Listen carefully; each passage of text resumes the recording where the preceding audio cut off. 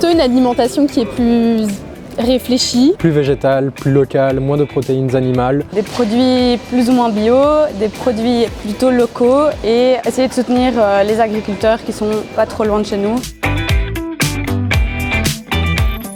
Les petits trucs que tout le monde peut faire très facilement, c'est plus local, de saison. Moi, j'ai poussé le cran un petit peu plus loin en devenant complètement vegan.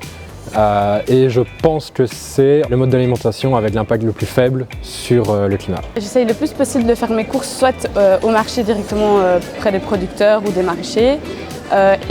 Sinon, quand il faut, on va dans des magasins qui sont du coup plutôt conscients de c'est quoi l'alimentation durable. Aujourd'hui, non, parce qu'avec l'inflation, ça devient de plus en plus cher. On essaie de regarder par exemple dans les supermarchés un petit peu la localisation des produits qu'on achète.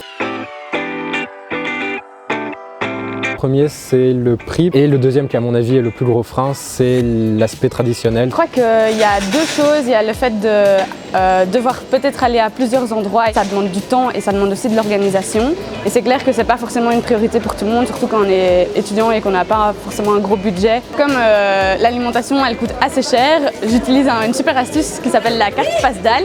Et si vous voulez, je peux vous montrer maintenant. J'utilise la carte Pasdal depuis un peu moins d'un mois, je pense. Le Pasdal, c'est pour les étudiants. Il y a certains magasins qui sont partenaires et donc à chaque fois que je vais faire mes courses dans un magasin partenaire, je peux montrer ma petite carte sur mon téléphone en fait. On scanne le code barre. À chaque passage en caisse, j'ai 5 € de réduction sur un panier de 15 €.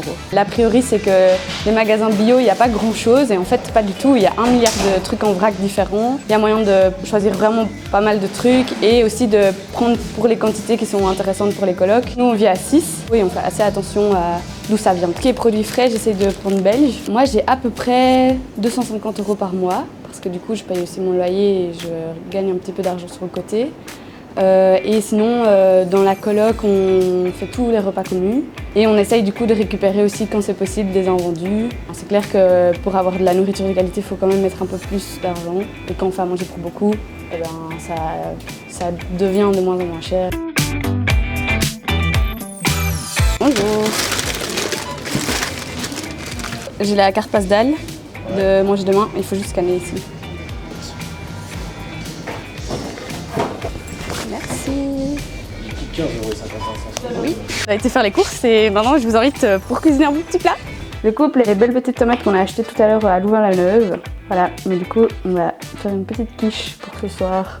Et du coup on a un tableau pour savoir qui mange le soir, qui cuisine. Et comme ça on sait à peu près aussi en termes de quantité. Avec les verres de poireaux, on jette pas, on va faire de la soupe. Je sais pas, le prix de cette quiche, elle doit plus ou moins être avec la pâte, les légumes et les œufs à un peu moins de 10 €. Et on va manger à 3-4 dessus, donc ouais, ça coûte plus ou moins 3 € par personne, on va dire ça comme ça.